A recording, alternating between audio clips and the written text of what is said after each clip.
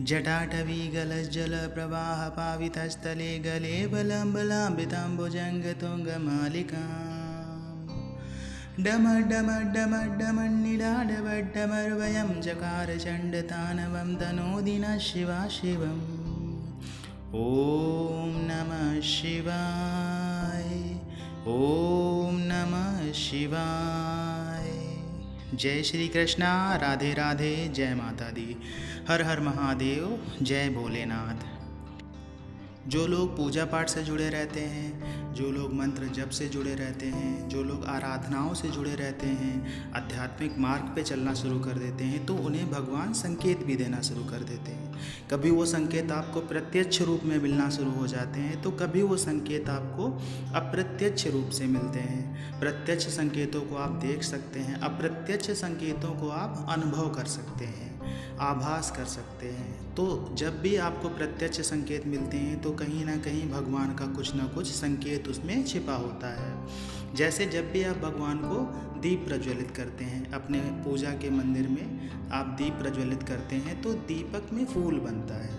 जब फूल बनता है तो हमें एक संकेत मिलता है, भगवान का संकेत मिलता है। जिन देवी देवताओं की आप आराधना कर रहे होते हैं, जिन देवी देवताओं की आप पूजा कर रहे होते हैं, तो आपको संकेत प्राप्त होता है कि आपकी पूजा भगवान स्वीकार कर रहे हैं। अब आपके मन में एक सवाल आता होगा कि अगर भगवान हमें संकेत दे रहे हैं, हमारी पूजा स्वीकार कर रहे हैं, तो हमें जीवन में परेशानियां क्यों मिलती हैं? हमारा जीवन दुखी क्यों रहता है? हम जीवन में दुखी क्यों रहते हैं? हमें सांसारिक वस्तुएं प्राप्त क्यों नहीं होती हैं? और हमारे जीवन से कष्टों का निवारण होता क्यों नहीं है? देखिए, कोई भी संकेत आपको संकेत मात्र ही होता है, उसे हमें फल नहीं समझना चाहिए।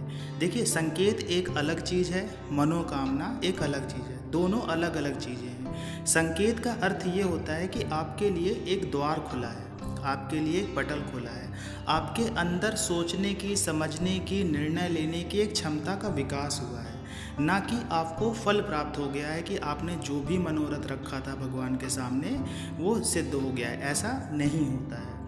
आपके मनोरथ तभी सिद्ध होंगे जब आप उस मार्ग पे चलेंगे जिस मार्ग पे आप सफलता प्राप्त करना चाहते हैं। उस मार्ग पे आपको कर्म करना पड़ेगा और कर्मों के आधार पे ही आप अपने जीवन में सफलता पाएंगे।